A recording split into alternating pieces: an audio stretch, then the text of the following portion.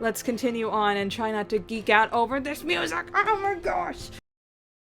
Alright. Back from a little 10-minute break. Got me some tea.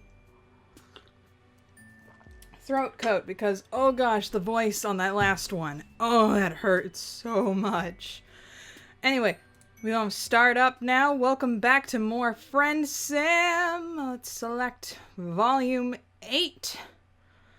This is gonna be great. Oh, it looks like we got ourselves a cute, I think she's a bronze blood, so that's gonna be cool. And we got another teal. I love my teals, so yeah. Let's do this. Another night, another ramble. A classic song come back to you as you continue on your way. Some of that good old earth wisdom about a specific kind of footwear being made for walking. Boots. You wish you had that kind of footwear right now in this current chapter of your life. Or any footwear, for that matter. You've definitely learned your lesson about getting overexcited at the prospect of new friends and running out in nothing but a bathrobe. Oh, who are you kidding? Maybe not in the particular bathrobe way, but chances are high that that wasn't the last time you'll fly off the buoyant afterglow of an intense friendgasm. Okay, so I'm thinking going in order even... Oh, she's Chixie! That's Chixie! I remember that from the douches line. Oh, gosh. Oh, she's cute. Okay. I'm tempted, but I really want to go in order. So, this guy's still cool, though. Look at his, smile. His face doesn't move. Okay. It's, Tysius Entic. Tysius. Ooh.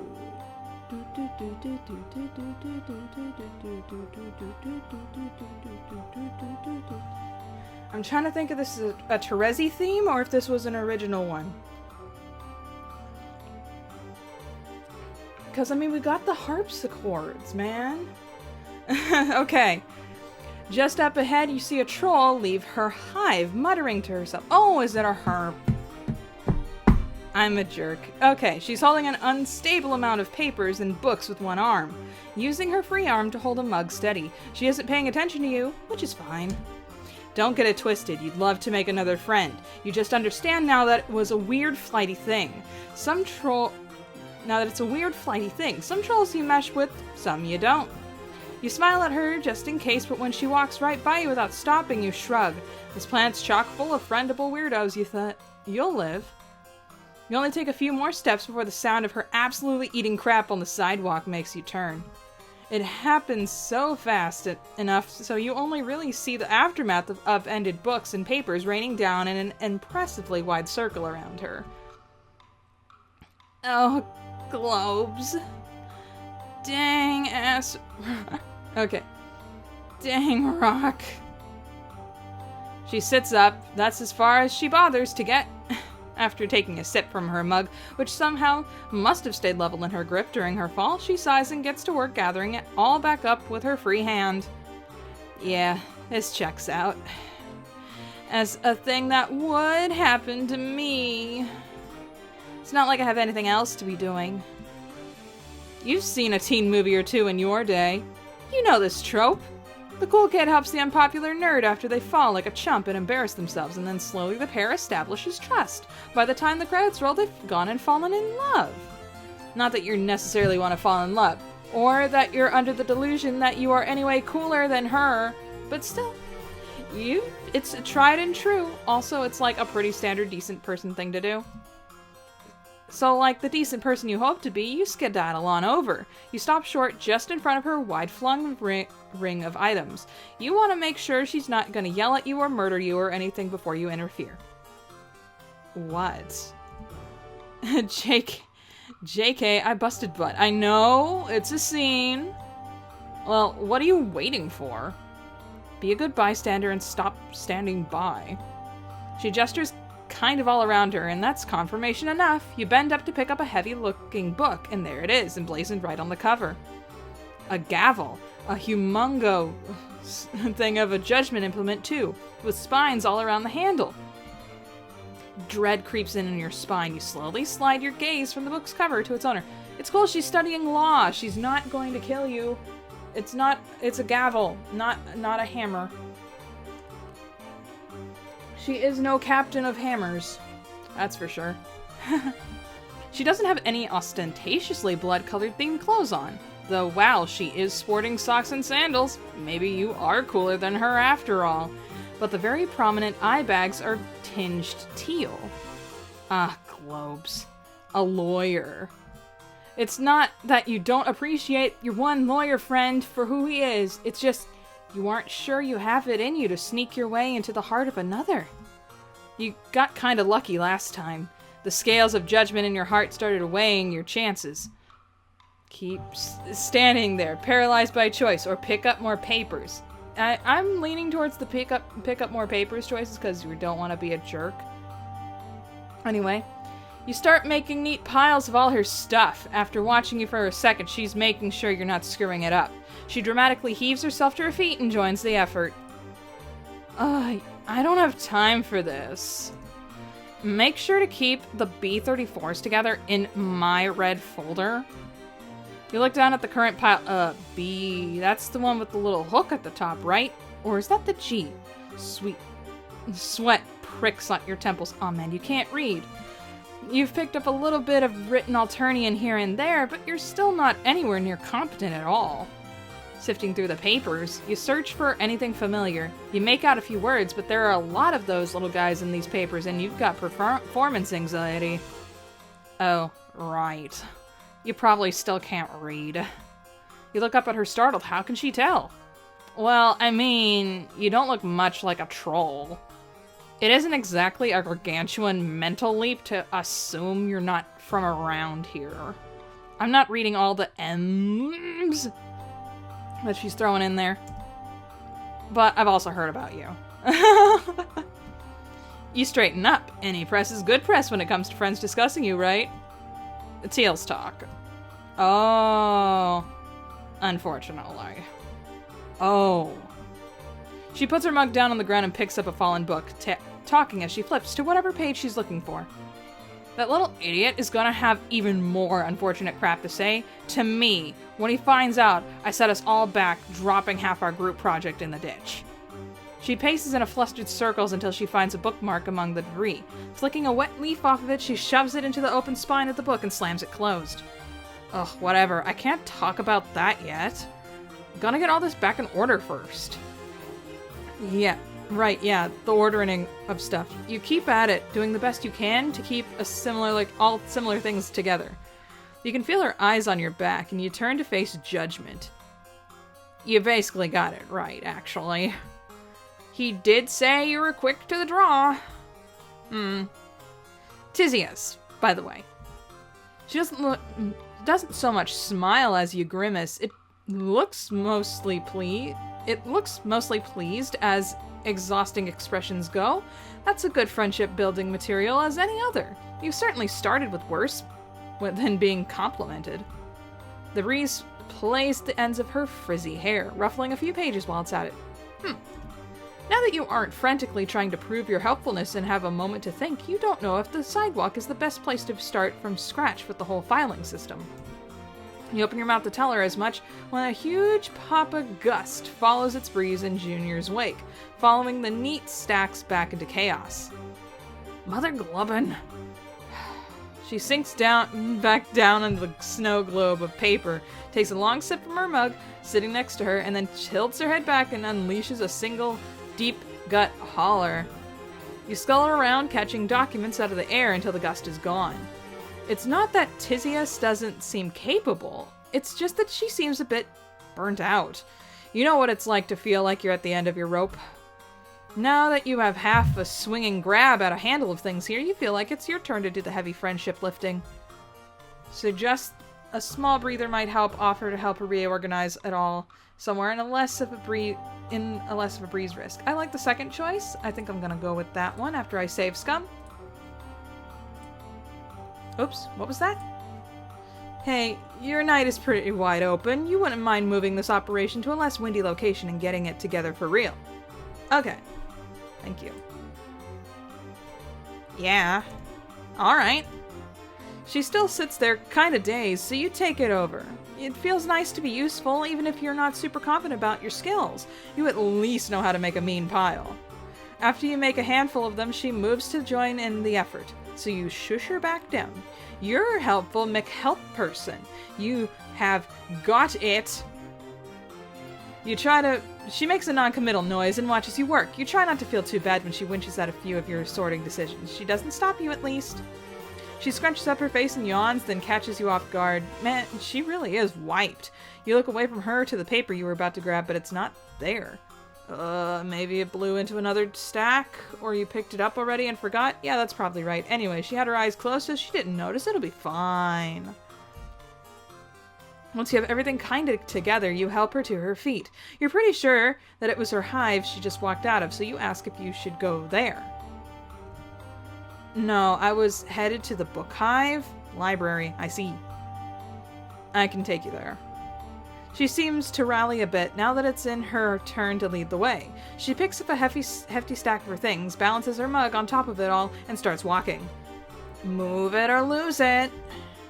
It being the opportunity to engage in some real tedious micromanagement. There's no choice to really be had, really. You move it. Taking a sip of tea like she's doing with whatever's in her mug. If I'm remembering from Troll Call, it's definitely not coffee. Anyway. The book hive is an imposing building, and inside are a series of rooms opening off a central atrium. You walk past one open set of double doors showing off a room full of weird statues and display cases. Another one bright with the light of a dozen display screens and humming with electricity. Further around the curve of the room, you pass a room full of brains in jars. Looks really like brains in jars. There's another still, a windowless one, ostentatiously secured with multiple padlocks and what looks like a retina scanner. There are a bunch of trolls in each room, and as you keep passing doors, you realize that they're almost all TL bloods. Are they the nerd cast? Wow. Harsh. I mean, yeah, though. Oh, yeah. I thought I'd be a teal. But when I took the class spec quiz, I went with blue blood because I'm Sagittarius. But I think I'd be a teal if I were, like, if birthdays and stuff didn't matter. I'd probably be a teal. Anyway. We kind of are. I know plenty of gold bloods who spend their nerd energy ruining the internet from their basements, and blue bloods usually have their own personal jerk-off book hives. And there are always outliers, I guess. But yeah, between us and the Jades, the book hive is the blue-green dweeb city. I love her. Tizius keeps moving like this is nothing new. To her, you guess it isn't. She pushes a creaky wooden door to open to reveal a large study room full of bookshelves and furniture. There's even a few weird-looking ferns decorating the place. Here are a bunch of trolls, some reading, many on their computers. You dump the stuff you lugged here onto one of the tables. The sound echoes in there, and a handful of trolls look your way. Yikes. You hope your presence won't be too conspicuous. You're probably fine. Unless anyone gets horny for acting grown and wants a bounty. But you're with me, so they probably won't mess with you. You're a little surprised by that. Tizius, who is slumped down in a chair and is stolidly reorganizing her piles, doesn't exactly give off a brawler aura. No, like, they know I'll talk them out of it. Or whine at them about leaving me alone until they do. That makes you feel safe enough, so time to do some old-fashioned organization. What is this big project anyway? It's just some bull. She stops and cuts her eyes around the room, but no one is still paying attention, as far as you can see. She starts speaking again, quieter. An assignment for one of my legislature training courses. We're supposed to choose a prosecutable offense from the scrolls of evisceration and list all the potential... She must be able to sense your eyes glazing over the idea of another long and not parsable legal jargon ramble, because she cuts herself off there. It's barely worth describing. Grub school level, honestly, but it's extremely tedious to research and then annotate. Especially when you can't find sources that haven't been scrubbed nice in fuchsia. Ooh. Condis. Screw her. Okay. Anyway, as long as we get things in the right folders in the right order, we should be good for now. Sounds good enough for you. Plenty of time to keep chatting and getting to know each other. Though, she said this was a group project, right? Where are her other group members? Shouldn't they be contributing? Oh, did they stick you with all the work? Ha! Like I'd let them. Just kidding. I'm very good with allowing people to help me. She grits her teeth and nods at you, masterfully setting aside the papers labeled with a letter that looks like a little microscope. Case in point. Anyway, they did their parts already. I just want to make sure to add the finishing touches. Right then you hear approaching footsteps. It had better not be some high blood you gotta take out. I mean, you'd do it if you'd have to. It's tried and true. You're just not sure how well this dynamic duo would fare in that case. You stop scanning the room for potential bludgeoning material when you see Tizia's expression go from regular tired to tired and annoyed, but not in the fear of mortal peril. You hear him speak right as you start to turn. Hey, Tegora! What up, boy? Held a mighty fall, and into a mud puddle it seems. At least my associate seems to be picking up after you fairly efficiently. Screw off, Sorgor. We'll have it together in time.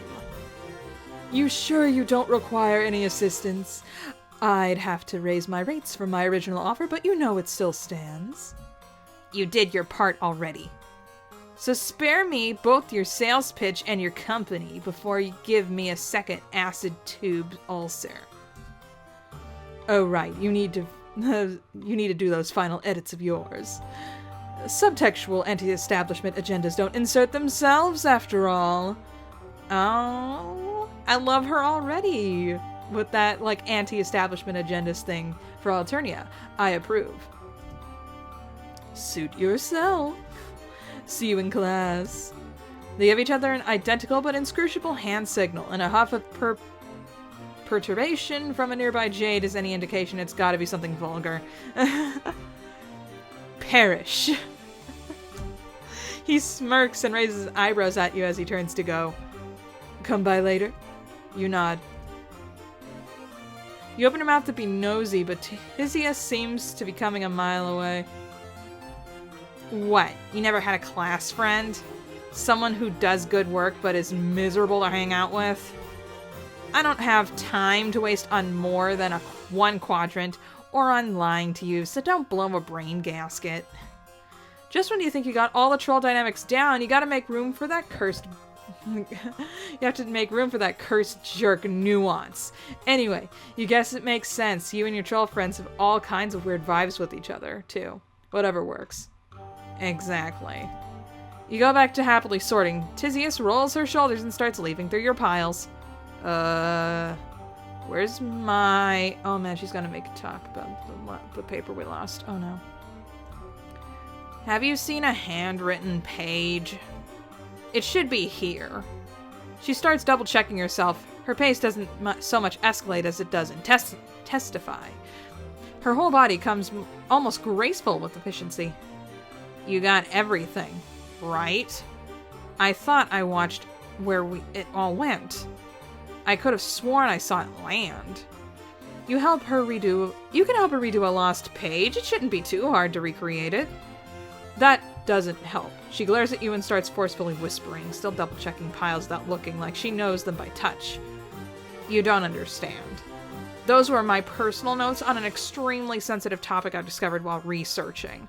I was only planning on using my information from my stance, not turning it in with the rest.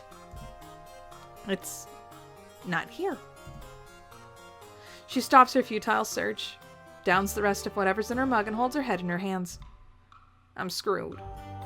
I might as well lay down here until my moss grows on my desiccated body. No, until moss grows on my decimated body. Oh, that's dramatic. You don't want to blame her or anything, especially since it was probably sort of your fault that's lost, but you still want to give her hope. Maybe next time, she could use Gorgle Docs. It won't blow away and has collaboration settings. You've used them with... Her head pops back up, her features slack. I can't use Gorgle Docs for this. They'll totally delete it. Are you listening? That is the whole point. You know who owns that, right? Every document is monitored.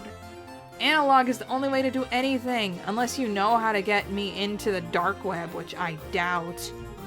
If someone found it, my handwriting is recognized, I'm dead. Then I'll never be able to. She trails off, just sort of slumped in her seat, staring into the void. Crap, you really screwed up. You admit to her that you may have allowed one page to blow away when you weren't paying attention, and that could possibly have been the one. Great. I can't believe I was stupid enough to let someone else handle things. Aw, man. I was just so tired. Her shoulders start to shake a bit. Oh no. She doesn't cry, but you almost wish she would. The way she just keeps blinking back her tears and hiding her face with her arm is worse. It feels invasive to watch, and thankfully it doesn't last. She sniffs once, clears her throat, wipes her face with her sleeve. Silently, she stacks all her things back in a pile. Okay. I need to retrace my steps. Maybe it hasn't been spotted yet. Maybe it'll be okay. Oh, it won't, but oh well. You reach to help, desperate to fix the situation, but she gingerly picks your hand off of one of her books and drops it in your lap. Your stomach sinks to join it. No.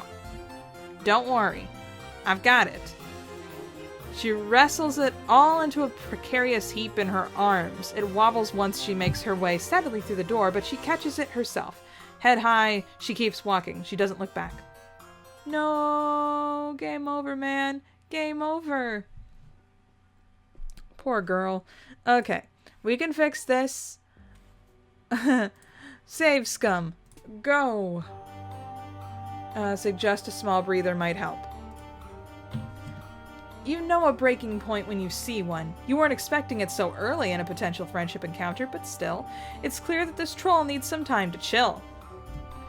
This is a mess, yeah? She swings the pendulum of her chin over to glare deadened knives into your guts. Okay, yes, this is a mess, but it seems like maybe, just perhaps, it would be best to sort of put a pin in it all. To suck air in and out of your insuffocation sacs or whatever and just get it together for a bit. No group projects were ever aced with a clear leader was not at her peak mental performance. Okay. She wrinkles up her nose and closes her eyes. You know what? Fine. Screw it. Not all of it, of course, but this night specifically, and everything and everyone I know or have thought extensively about before in my life. So that just leaves you. What do you have in mind, friend? Because I'm all out of ideas. That word still does a number on you, no matter how many times you hear it used flippantly. You have an idea already, so you hurriedly gather her stuff into extremely unorganized piles, which she drops off in her hive to deal with later. You half expect her just to not come back out, but she does. She's kept only one heavily annotated tome and her mug, which she nods at when she speaks. You know, I know, but these are just in case. Anyway, do your worst. With a salute and a few gentle tugs at Tizia's sleeve to keep her moving, you get going. Where are we going? You and your Alternian pals have taken turns leading each other into some pretty wild places in your time here. The place you take Tizia's to, though, is somewhere you haven't shared with anyone. This is where you came back to on those days you can't find a friend, or don't want to impose on anyone the ones you've made. We in some ruins? It's on the outskirts of town, where the buildings are spread thinner until the landscape cuts upward in a jagged cliff face. Bolted into the side of the rock is a tower, or what's left of one. It's basically a heap of scaffolding and rusted-out ladders holding up a half-covered platform, but it's been a good place to staunch bleeding and stargaze. Do I give an outdoorsy vibe to you? Does my half-untucked button-up and paltry muscle mass scream, would love to scurry up a dilapidated relic? You kind of worry about her hating your plan, but you kind of feel like she'd complain no matter where you took her. And at this point, the die is cast. So heave-ho, you say, it's stronger than it looks. You offer to hold her stuff for her during the ascent. She gives you the book. She clutches the mug against her chest. You know better than to pry, but you're dying a little wondering why she's so weird about it. Unless she's got liquor made from viscera in there. Or maybe her Lucis gave her the mug, so it's special. Could be both. You shrug and start climbing. Like you thought she would, she follows you. And like before, she complains about it the whole time. And like the structure itself, you both weather it fine. At the top, she looks around. Is this your hive? Whoa, what's up with the weird background stuff there that looks almost like Photoshopped to hell? And looks like a picture that just got posterized like crazy. Anyway, it's more like a hideout. You still feel a little shy about it. It's not as fancy as your friends' hives, and you don't have any weird animal parent to make snacks or anything. There are only little keepsakes you've picked up along the way to keep in the creaky table next to some complicated old tech you couldn't get to power on. This must be an old watchtower. From when that was part of her imperial fishiness's preferred method of surveillance. She runs a hand over her dusty screen. Oh, Trizza? You've learned about her. Ha! No. Her bigger, better, off-world counterpart, the Condess. Ah! You look at the rusted barrel of some terrifying weapon mounted on the corner, and then look out on the landscapes and sprawling town. In the distance, smoke rises from a freshly demolished hive, glinting in the moonlight, drones circle it like buzzards. It's been like this here for a while, then. You sit down, your legs dangling off the side of the platform. Teals joins you, in a safe distance from the edge. That is one hell of an understatement. But yeah, we've got a time-honored status quo in operation here. Streamlined. But chew water pun. Efficient. Brutal. Teals looks miserable. That's not what you were looking for. You summoned up old Roy G. Biv in your head for the 1000th time. Yes. She should be safe, right? Teals are middle class? And anyway, she's a lawyer. She's got powers that be on her side, please. Saying that doesn't seem to cheer her up at all. I mean, you're not wrong. But being in a position to benefit from the system doesn't make the system more morally palatable. And if I'm being real about it, it's more from being forced to uphold it than anything else. She nods towards the book in your hands. Oh, right. How does this all work anyway? Can she just not be a lawyer? Aren't there good ones? Yeah, I can quit. If I want to get called, there's always a choice. She sighs. It's not like I expect suffering to ever stop completely. It just seems like an awful lot of work to make sure it keeps happening. And that's the entire job of a legislator. Unless you're purple enough to get away with it, you're just guilty. No matter what. It's just a matter of going through all the fanfare of a trial. All for the same result. It's sick. But it's so normal by now that no one knows how to begin questioning it. She looks more exhausted now than she did during the paper explosion. Like when you just used up all your sadness and all you have is deep broken fatigue. This isn't exactly the rejuvenating gateway you envisioned. There's just so much injustice. You continue to try to be positive. Are there no political parties, some secret underground movements or anything? Well, like she would tell you, please. Tea's getting cold. Anyway. Sure, most lowbloods you've met have a healthy, fatalistic nonchalance about their situations, but there's gotta be something else out there. There were a few people who tried to stir up stuff back in the day. Ooh, are we getting sign lists? Tell me. It's all kind of hushed up and hard to find any information on the history of them, though. Definitely not the kind of thing they teach you in legislature training. One was a mutant blood. The other had wings. Yes! Give me a sign list. And give me summoner. So I guess they didn't have much of a chance anyway. You can't imagine the story having a happy ending, but you still want to know more. There's the subtlest shift in tone of voice now that she's doing more than only complaining. It draws you in. One of them seems to have gathered enough to have a following to have become a kind of religious figure from what little I could find about him. The other one led a militant revolt. They both were killed, along with their attempts at change. I don't know what happened to their compatriots. She stops to squint at you.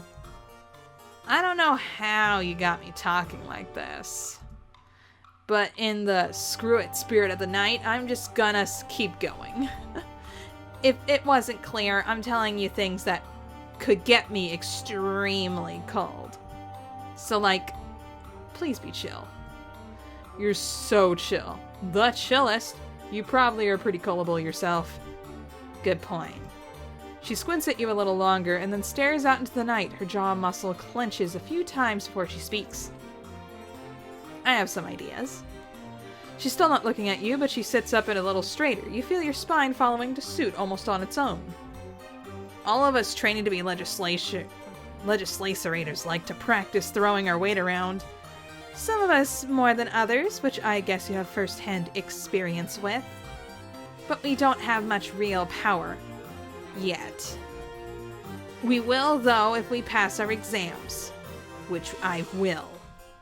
I've been staying up most days studying every documented piece of the law, and some underground stuff too, when I find it. There are exploitable loopholes they don't know about. If I can establish myself as a major player, I might have a chance to change things. Some things you can only take apart from the inside out. By now she's built up a feverish energy, even with the sluggish way she talks. When you shift in your seat, she kind of snaps out of it. Oh, sorry. Guess I got a little worked up. Don't exactly get to talk about this very often. Kind of overwhelming to think about how messed up every little thing is all the time. But now that I see it clearly, I can't not do something. It's like Alternia is a giant fire and I'm peeing on a tiny corner of it while the rest of everything burns up around me. Your brain is buzzing with how real all that felt. You can't really add anything to it, so you just nod. There are things less abysmal from where you're from. Oh boy. In ways, yeah. At home, the accused is called a defendant, at least. As in, they get a defense. Her eyes brighten. That's exactly what I'm talking about. Does your justice system work? You exhale slowly, trying to buy yourself to encapsulate all your planet's various cultures, societal structures, and similarly overwhelming list of injustices in an intelligent blurb you settle on, not always, not for everyone. Her laugh is short and hollow. So much for enlightened life forms existing somewhere in the universe. You guess until a more kind and just alien life form comes to take over, you'll have to make do with each other. Yeah, you're not so bad. I'd take an impressive regime with you take on an impressive regime with you anytime. She gives your arm an awkward tap with her fist and then looks back out over their edge. Anyway, I'm no religious figure or military strategist. There's gotta be someone out there who is. His name is Karkat Vantis. Karkat Vantis. Gotta use what skills I have instead, I guess, until I find them. What the heck else would I do with my time? You keep peeing on the fire is the best anybody can do, you reckon? That and get others hydrated enough to do the same. She laughs.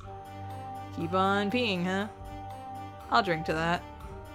She takes a big swig from her mug. After a beat, she silently, without looking at you, extends her arm your way. You stare at the mug's depths, a little unnerved. It doesn't look like viscera, but you've been burned before. It won't kill you. You're not sure what it will do, but Teals is truthful if nothing else, so bottoms up. What the heck? It's water. Teals grins and taps her temple with a claw. Gotta give the people something. Otherwise, they might think I'm the way I am on my own. Then where would we be? You don't know. Letting people in can be helpful, you know? Sometimes. Shh. Shh. I'm fine. You're not convinced. Okay, I'll admit it. It's not a bad idea to relax every once in a while. Get your priorities straight. This was a decent time. You're glad she's glad, but you mostly just talked the whole time about the same stuff that she was overwhelmed by to begin with. Does that even count? You learned a lot, but she still looks pretty wiped. As soon as you think about that, she yawns. She's so driven. You shiver a bit when you imagine what she could do if she took time to rest for real. You pat the pile of blankets next to you. It's no bed, or tub of soap or slime for that matter, but it's gotten you through enough. She looks warily at it and yawns again. I guess my Lucis and my maid Sprit will think I'm at the book hive anyway. Got a maid Sprit back home? Cute. One little nap won't hurt. I'll get up early tomorrow and reorganize our stupid busywork project. She tentatively lowers herself down into the blankets, her eyes closed for a brief second before they snap open again, glaring at you with full force. Don't doubt me either. I've got it under control. Oh, you have zero doubts in her abilities, you say. She curls back up against herself, and a small rattle of contentedness shakes in her throat. Out in the distance, the blaze has dimmed to a thin plume of smoke. You hope whoever's hive it is was okay. You're not sleepy, so you'll just keep watch to make sure she gets up by sunrise. You tilt your head back and look up at the unfamiliar constellations. Your head feels full, it's intense, and not exactly what you call happy, but you know you're feeling it with her, and that's far from nothing. Aww, look at her sleeping. Oh, that's such a cute picture. Oh, I want to save that. That's so cute. Victory. In fact, give me like 2 seconds. Yeah, saving. Cute. Okay. Click. Yay! Okay, let's go to the next one. I'm super excited. Because she's really cute and supposedly is quite, okay, of stresses, song, and otherwise. Oh, that's why she's a singer, so that's great. Another night, another song, thinking about boots, then they're made for walking. We know about friends, we're kind of weird, so it's great. Anyway, messed with Teals. Now we go with Chixie, Rock Smear, which we've heard about previously from the douches route. Have we heard this one? I'm not sure. I can't tell which ones I've heard or not. It bothers me. Oh, that's cold. Okay. Your point is you need a... Okay, did I click on something on accident?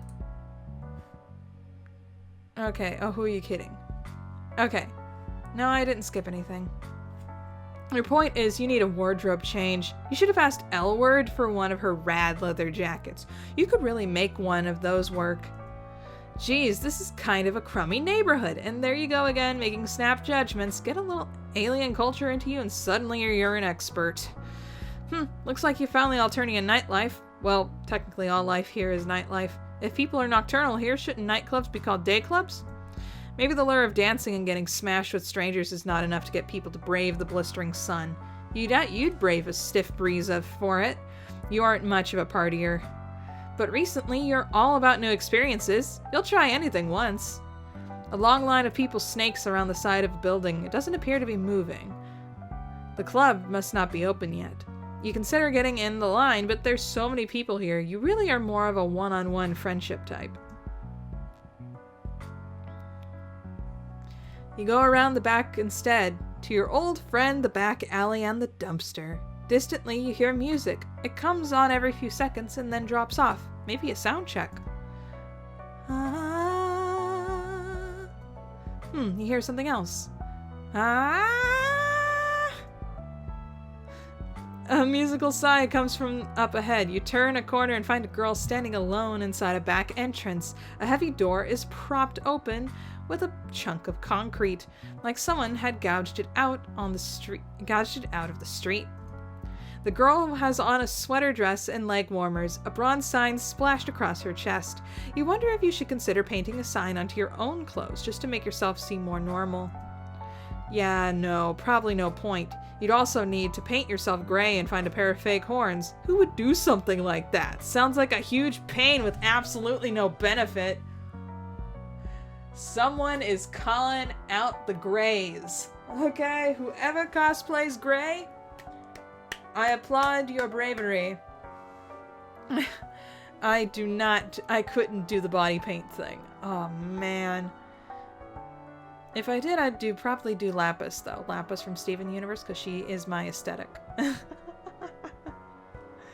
Gosh. No, if I were to paint myself gray though. Polypa probably. I'd do Polypa. I'd be Polypa in a second. She cool. Anyway. Okay. Come on. The girl hasn't noticed you yet. She's staring at her feet and sighing. Also, she's making weird little whoops and clicking noises, or singing a few bars of wordless notes, starting low and then climbing up high. Wow, it sounds pretty good. The enclosed space between the alley walls makes it seem like it's coming from all directions. Maybe you should just leave. She looks busy. But then another troll sticks their head around the open door, shooting the girl an unkind look and kicking the cement block doorstep away. Oh heck, there's really only one reason you could prop open a door. Grab the door before it can close or stand there like an idiot.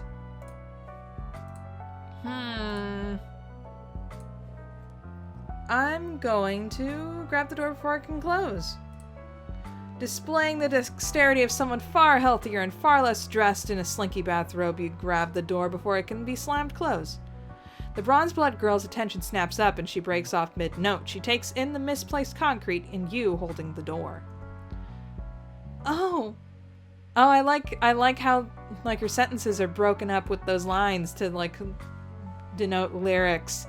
That's great. I love that. Oh, thanks for catching that.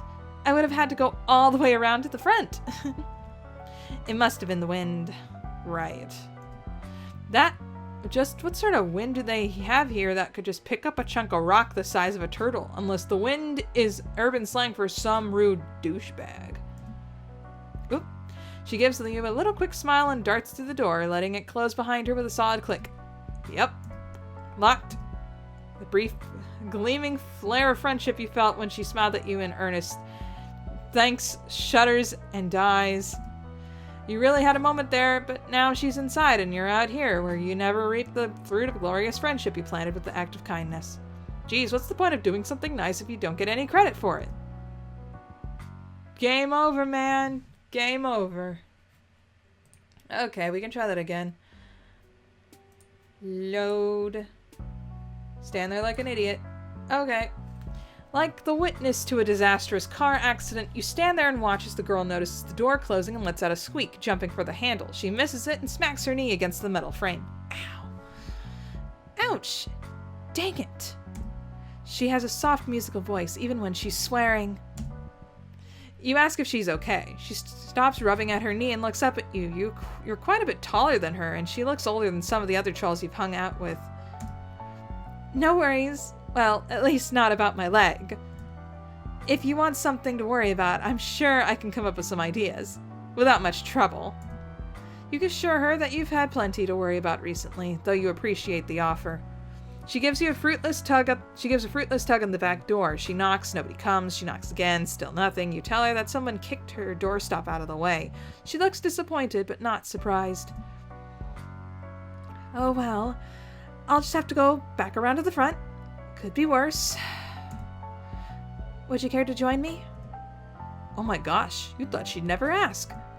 This is working out perfectly. You're so glad that she got locked out of here with you and the rest of the garbage. I'm Chixie. Chixie Rocksmere, although I'm sure you already know that.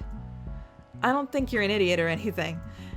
You know, meet and greets are usually after the show, but you seem nice. You aren't sure how she figures that, since all you've done is stand around. It's true, though, so you don't protest. You're nice. You are nice. Super nice. You might be the nicest son of a gun on this whole dang planet. You ask her if she's performing here tonight. Of course. Why else would I be warming up in a dirty back alley? You tell her that you've seen people do far weirder things. She laughs. You aren't wrong. People around here will do anything for attention nowadays. For instance, you're walking around in an ablution robe. You cough delicately. True. Very true. She got you there. If you come inside with me, I can give you an autograph. I don't have anything to write in with back here. Chixie seems to think that you're a fan who managed to get past security to accost her in person. Wait, is that a... I think we're missing a vowel. That's a typo. My bad. Okay. In person. She doesn't seem too upset, though. More like delighted? You think back many friends ago when Sarava told you it was dangerous for lowbloods to get popular. You wonder if Chixie trusts you because she thinks you're also a lowblood. Or maybe she's just not that popular. No, she's totally popular. I'm surprised you don't remember it from the terrible date you went on with that douchebag. You follow her back to the front of the club past the lines of trolls waiting to get inside. A guy whistles at her and she gives him a flirty little wave along with a flat smile, a customer service smile. She shows the bouncer something on her palm husk as he lifts up the velvet rope. They're with me. They're my +1. Wow, you've never been anyone's +1 before. A bunch of people in line look annoyed, but Chixie ignores them. You follow her, tripping a little on the hem of your robe. Be careful, huh? You don't want to twist an ankle. Chixie speaks with a lilt, like a character in a musical getting ready to burst into song. You hope you aren't supposed to participate if she does. You're a little too busted for an impromptu dance number. You're also liable to flash someone in this robe. You hear music and chatter from down the hall, but Chixie pulls you in another direction, towards the dressing rooms. You pass several closed doors, stopping in front of one that seems to be in the process of being cleared out. A bunch of stuff is piled into the hall. Clothes trailing out of suitcases, a microphone cord seems to be slithering slowly from the detritus. Charming. I can't do anything without someone messing around and locking me out, and now this? Who did this? I'm seriously out for blood tonight. Looks like someone commandeered her dressing room while she was out, as well as tossed out all her stuff into the hall. I have to deal with this. I'll be right back. You can borrow some clothes if you want. In fact, I insist. She leaves you in the cramped little room. It's dark in the hall, but everywhere in Alternia is kept darker than is comfortable for you. You're getting used to it, though. You imagine humans used to have to deal with this all the time back before electricity, provided they didn't die immediately of, like, dysentery. You flick on the outline of white bulbs around the mirror. Oh wow, even in the soft, flattering light, you look like an A-grade free-range disaster. Tagora's expensive rainbow drinker serum is rubbed off, and you're mostly just dusty.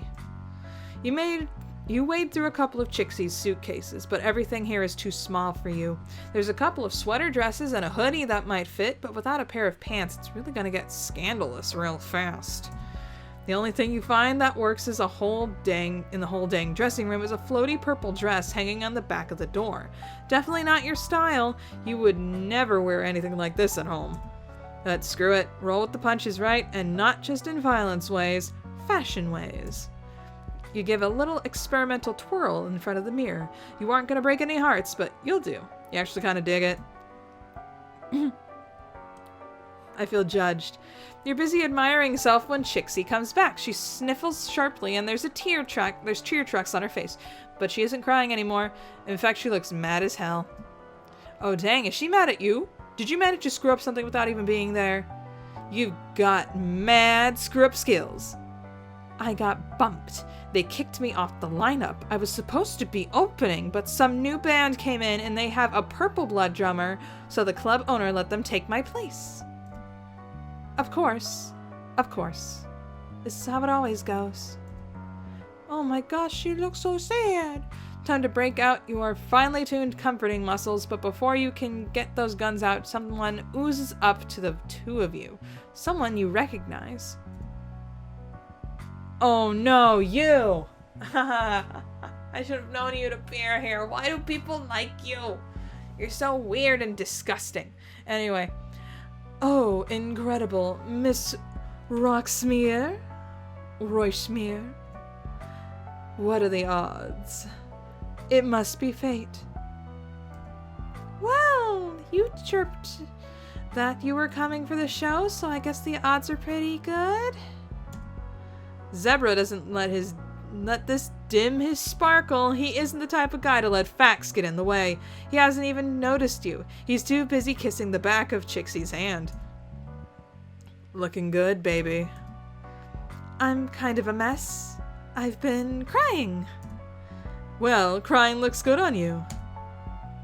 Zebra finally glances your way and does an extremely exaggerated double take. Wow. Dang, I didn't even recognize you. You clean up really nice, you know. You haven't cleaned up at all since really you haven't bathed since Tagora's fancy ablution trap. All you've done is put on a slinky dress. It's not like you aren't happy to see Zebra. You are. He's one of your many success stories. He's just, you know, the kind of friend you don't want to think back on fondly from time to time. Remembering all the good times. Yeah, not necessarily the kind you want to hang out with or have hang all over you, like he is right now. Chixie looks at his arm around your shoulder and seems momentarily annoyed. Then her expression skips a couple tracks and hits back on neutral. So you've met? Where? Online? In a forum? Can I join? Not in a forum. Unless you're talking about the forum of life. He winks. Fate just keeps bringing us together, doesn't it? Just like you and me, Chixie baby. Chixie laughs. Now that she's gotten over her surprise, her entire demeanor has changed. Her body language has relaxed and she keeps biting her lip. She looks like an actor demonstrating bashful on command. Zebra's eating it up. It was really nice of you to post about my EP on your blog. It gets a lot of listens from that. Babe, have I ever told you I think you're so strong? Seriously, low-blood girls are so strong. Chixie laughs again. It sounds painful. Maybe once or twice? I love your new stuff. That one song, Poisonous Moon or whatever. Bloody Sun. Right, yeah, exactly. Real good stuff, sweetheart. I can't wait to hear more tonight. Alright, he doesn't know Chixie got bumped. Chixie meets your eyes. She seems to be trying to communicate something entirely using her eyebrows. Tells Zebra that Chixie isn't going to get to perform or mind your own business.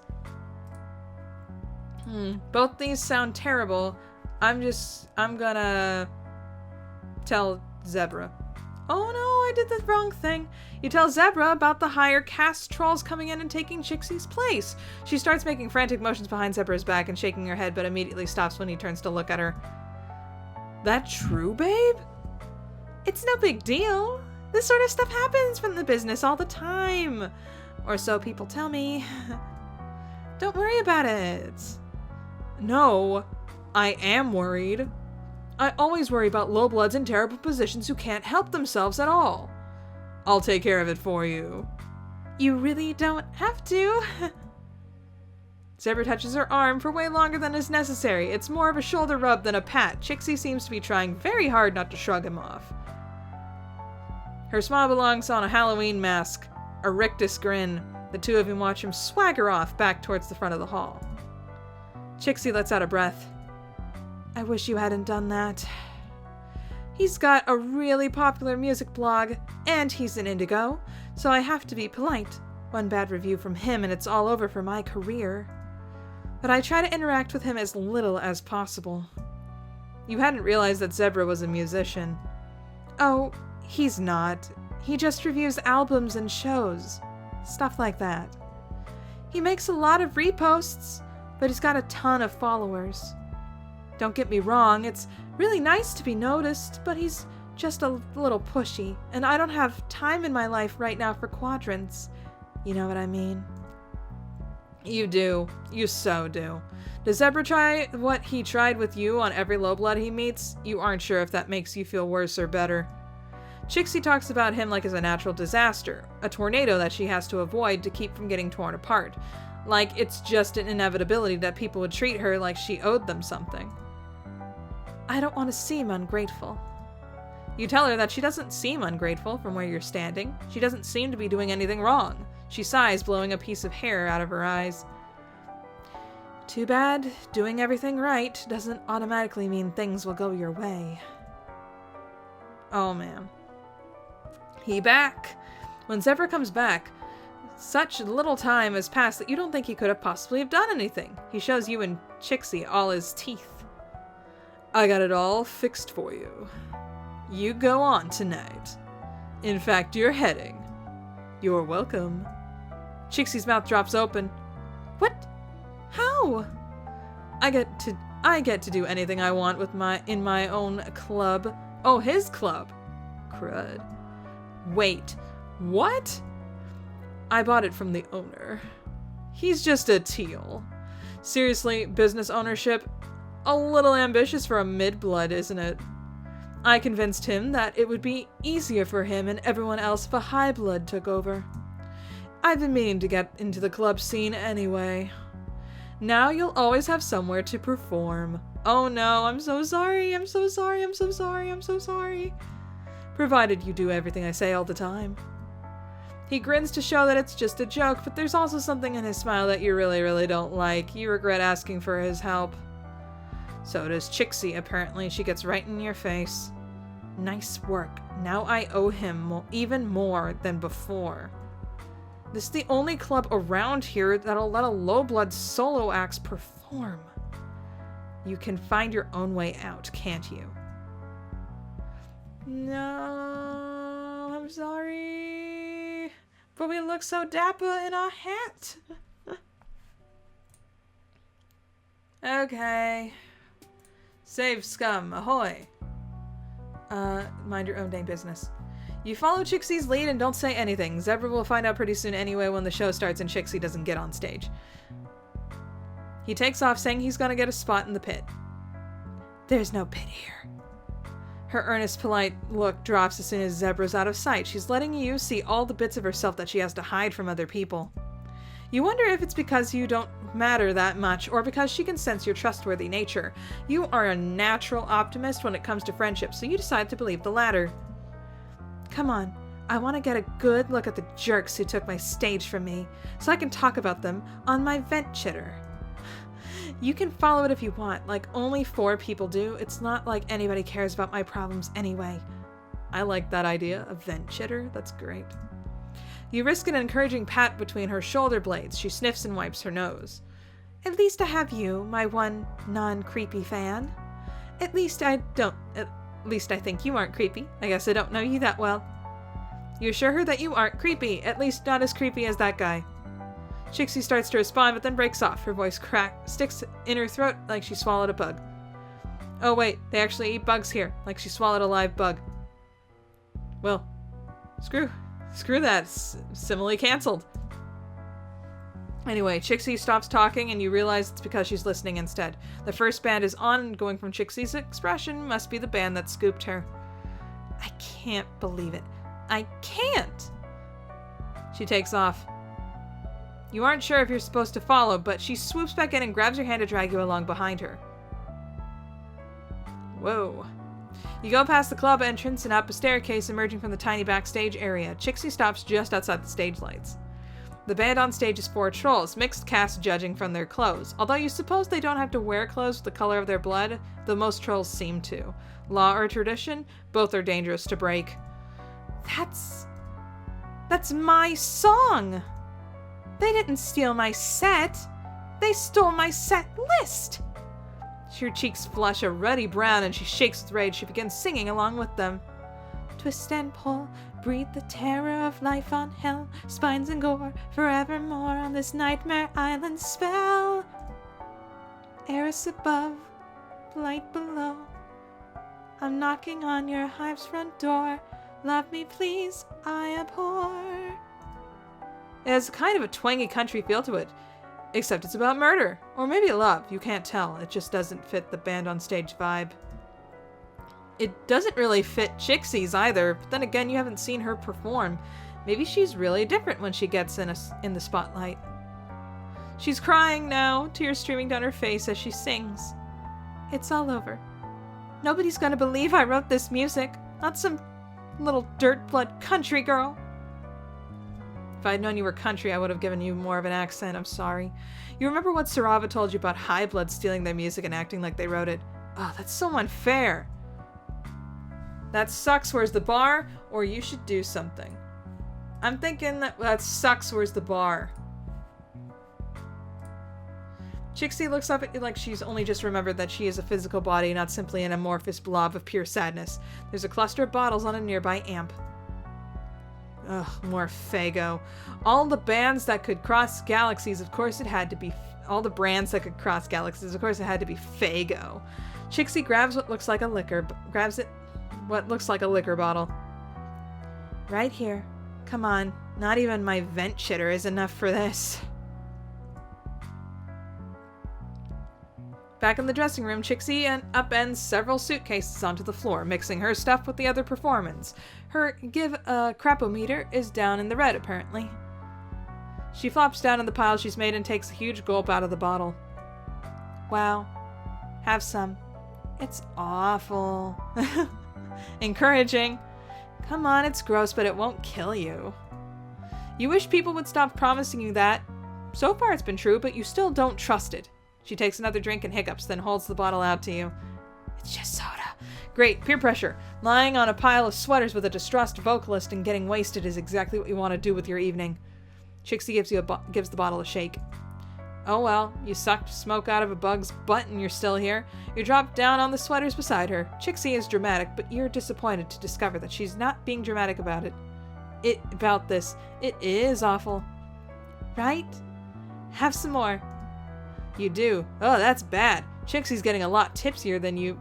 She's drinking faster and she's smaller than you. Not that you know anything about troll physiology. Come on, let's commiserate. It's hard, you know? You nod. Boy, do you know. Okay, come on, pat her.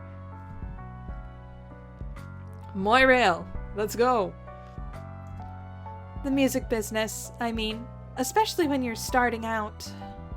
You have to be visible, but you also can't look like you're showing off. You have to pretend you don't like the attention or fame, even if you do. But sometimes you have to pretend you do like it, even if you don't. If you're a low blood, you have to watch everything you do. All the time. If you're a high blood, you can do anything and everybody thinks it's awesome. No matter what. Show business sucks.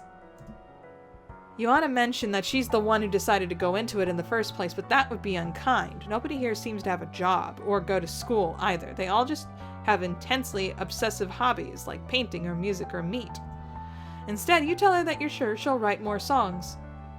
Sure, and they'll steal those too. You tell her you're sure that's not true. Shh. Chixie attempts to put her finger to your lips, but gets it half up your nose instead. Shh. Complaining time, not helpful advice time. Oh dang, you can definitely get behind that, because you got some complaints. You take another swig and it burns all the way down. You tell Chixie all about the crash landing on a strange alien planet, the broken libs, hard times, the bad wardrobe choices. You skirt around all the amazing friends you've made, though. You don't want her to experience friend envy. Halfway through your harrowing story, you hear something. Chixie's passed out drooling in your dress. Better than puking. Do trolls puke? Oh well, this isn't a vow of undying friendship, but is it not friendly? Victory? Did we actually? We got victory! Oh hey, we're dressed as the nervous broad. Now I get you. That's nice. Oh, poor Chixie. Poor girl. Poor her. Let's check a look at the friends list. Oh, we still got one more Trixie thing to go over. Here we go. Let's do this again. You should do something now. Yeah. Trixie clenches her fist. Yeah. She reaches into a snarled mess of equipment and comes back with a microphone that only looks a bit squirmy. Then she walks over to the costume rack and pulls down a mask. It's plain white, like the Phantom of the Opera's mask, jarringly stark against the gaudy, organic styles of most everything else on Alternia. She waits for a dip in volume in the song, and she gets one right after the bridge. Then she switches on the microphone and takes a huge breath. Shut the hell up! The crowd reverberates around the club. The sound of the crowd dips and then falls off almost entirely. The band staggers to slow, rattling stop. Nobody seems to know what's going on. Oh hell, this isn't what you meant. You meant like egg their tour bus or trash them online. Trixie steps into the light and murmur goes up through the crowd. The band singer lowers her microphone. She is in the short blue dress, the long vicious claws painted red. You aren't up on all that trends, but you're pretty sure that red is edgy. Trixie covers her microphone and says something to the band. The cerulean stares at her for a few seconds before letting out a cascading spray of laughter. Sure, honey. Okay. Condescending and sweet, like Trixie is a toddler who happens to wander on stage. She points finger guns at the guy on the soundboard. Razor, give the lady a beat. Oh gosh. You know what this is. You see in Trixie's face, framed by the lights, focused and intent, all simpering gone. You like that? I wrote it. You hit that? I own it. Coming in hot, trying to steal my spot? Oh gosh, is that a limerick? Just grab my bulge and deep throat it. A dirty limerick. Holy crap, she's really doing this thing. A rap battle. Jeez! The cerulean girl spits some stuff back. It's kind of basic. Just general insults about Trixie's blood color and her lyrics being stale. Considering she stole Trixie's song, that doesn't really fly.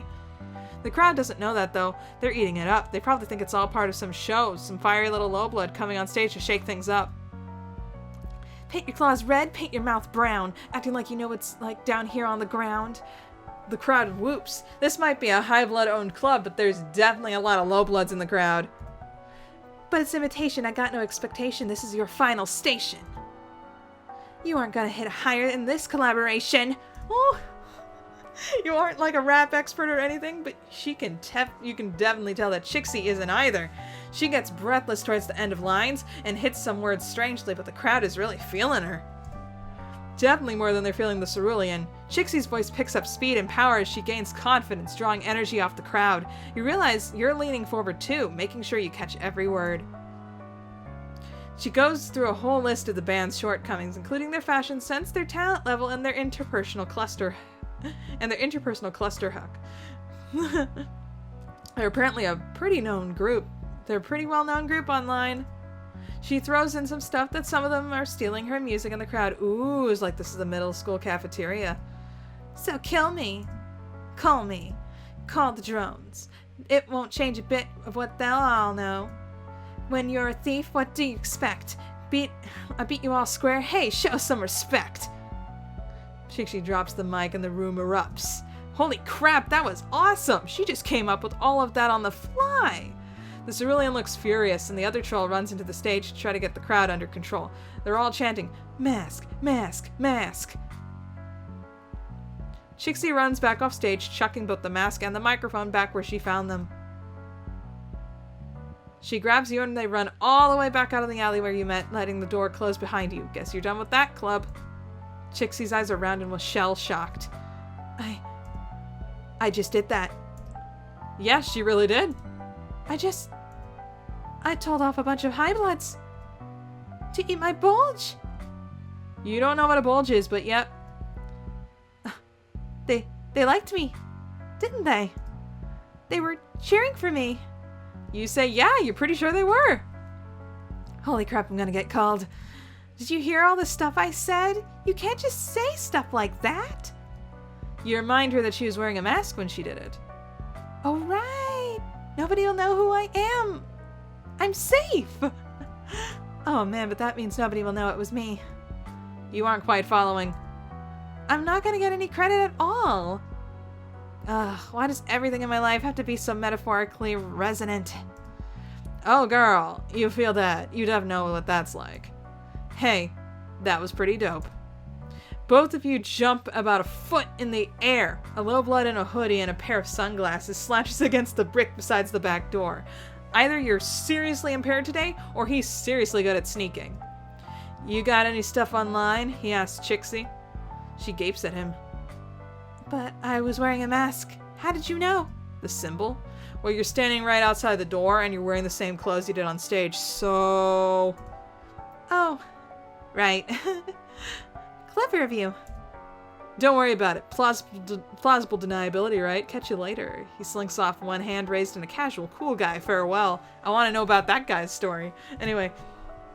See, you tell Chixie, some people will figure out who you are. Possibly just randos outside of clubs, but still, you can do this. She can make her dreams come true. Just make your dreams come true. Anyway. You're totally right. I so can. I guess all hope isn't lost, at least not until another insurmountable obstacle comes along. Thanks for, well, everything. I would never have gotten out there if not for you.